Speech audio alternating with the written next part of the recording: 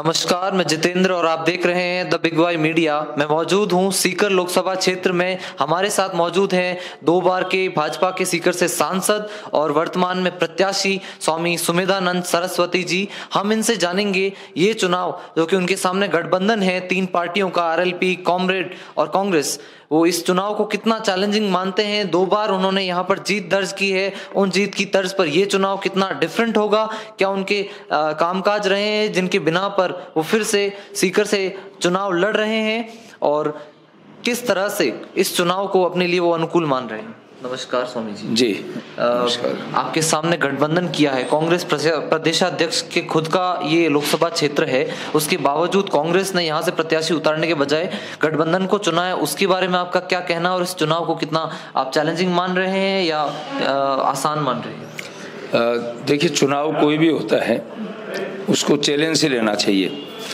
उसको आसान नहीं मानना चाहिए कभी भी, और न मैं इस चुनाव को आसान मानता हूँ।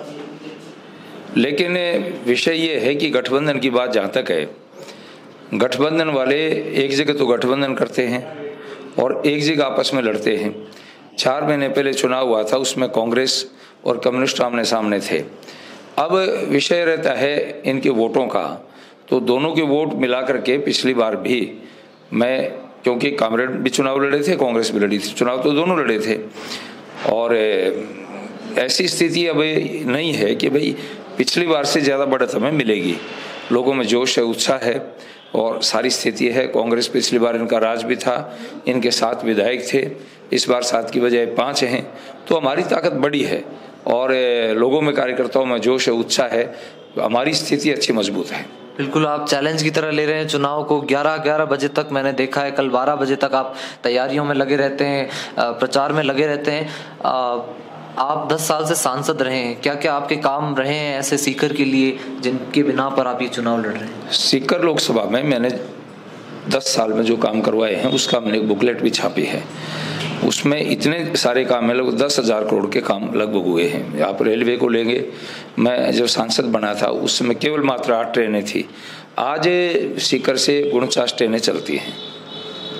तो रेल के क्षेत्र में पूरे देश में पहले ट्रेन चूरू, दिल्ली, जयपुर, लोहारू तक जाती थी, आज हमारी ट्रेनें जो हैं वो संपूर्ण भारत में जा रही हैं। तो कनेक्टिविटी के हिसाब से लोग अच्छी तरह से जुड़े हैं। मेडिकल कॉलेज बना है, इंडोर स्टेडियम बना है, सैनिक अकादमी आई है, यूरेनियम के कारखाने का काम शुरू हो गया है, सड़कों के काम हुए हैं। ये सब कामों को देख करके लोगों में पॉजिटिविटी है, लोग संतुष्ट हैं कि एमपी साहब ने खूब काम करवाया है। और मोदी जी की लाभकारी योजनाएं, हर घर को अनाज मिल रहा है, किसानों को सम्मान निधि मिल रही है, पेंशन मिल रही है, अभी चल चिकित्सालय 16 एम्बुलेंस शुरू किए हैं, 16 गाँवों के अंदर स्कूलों को पीएम श्री के तहत पैसा दिया है।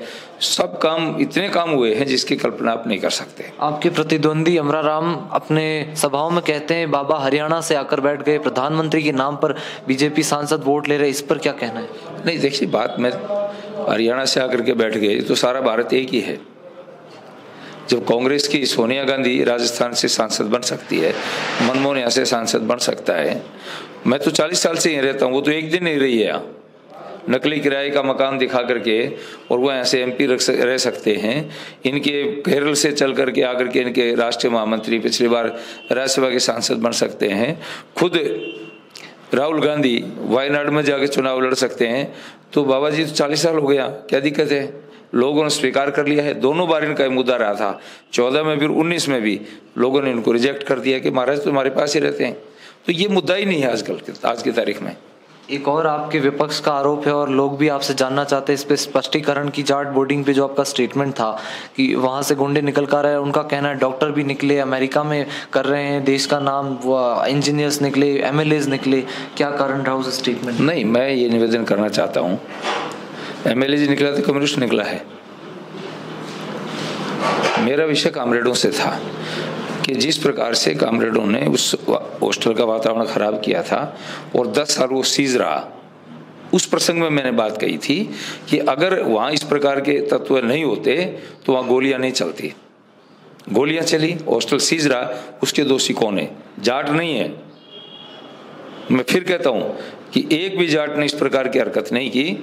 ये सारी की सारी कामरेडों के करतूत थी, जिसके कारण हॉस्टल बदनाम हुआ। मैं आज भी कहता हूँ, अगर मैं जाटों का विरोधी होता तो लोट जाट की मूर्ति हमने लगवाई, स्वामी केशवानंद जी की स्टैचू हमने लगवाई, अभी सारे कार्यक्रमों के अंदर मैं उपस्थित रहता हूँ।